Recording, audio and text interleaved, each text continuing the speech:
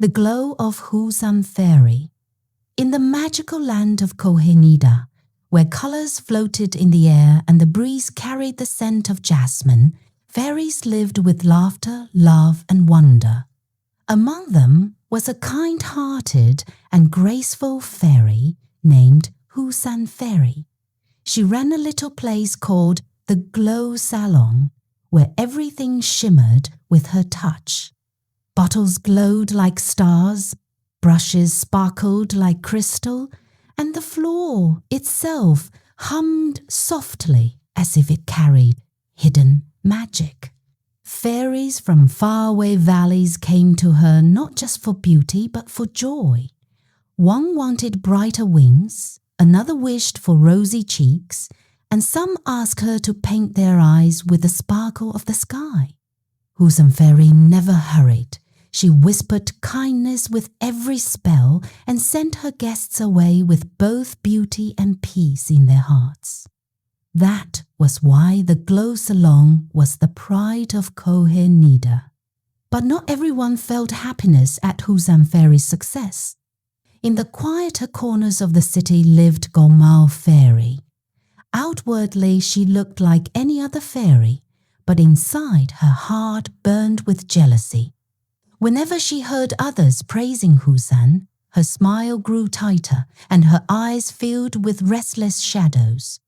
One evening, as Gomal stared at herself in the mirror, her voice trembled with anger.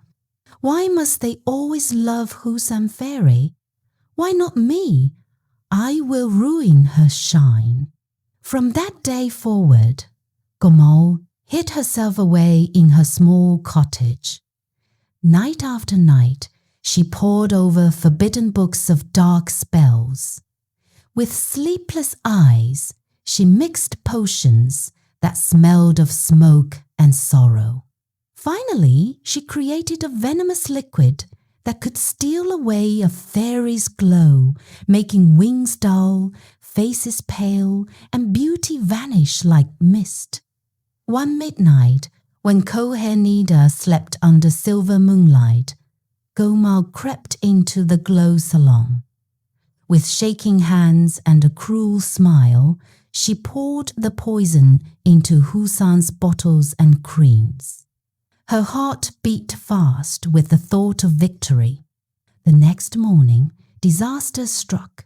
The first fairy who stepped out of Husan's salon gasped in horror her wings had lost their shine.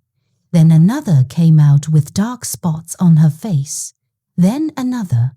Soon, angry voices filled the street. "What have you done, Husan Fairy?" they cried. "You have destroyed us! Your magic carries poison!" Husan's heart sank. She looked at the crowd with tearful eyes. I don't know how this happened," she whispered. But Husan Fairy was not only beautiful, she was wise. Instead of breaking down, she began checking every jar, every bottle, every tool. At last, on the bottom of a little jar, she found a strange dark mark, the sign of forbidden spells. Her chest tightened. She knew whose mark it was. Without wasting a moment, Husan went to the fairy court, where the elder fairy queen ruled with a staff of light.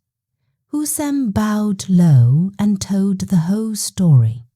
The queen lifted the stone of truth, a glowing crystal that revealed what eyes could not see. Before all the fairies, the stone showed Gomal sneaking into the salon and pouring her poison. Gasps filled the court. Gomal Fairy's face turned pale. The queen's voice thundered like a storm. "For a year you shall lose your magic. You will work beside Husan Fairy, serving in her salon. Only then may you learn the meaning of true beauty."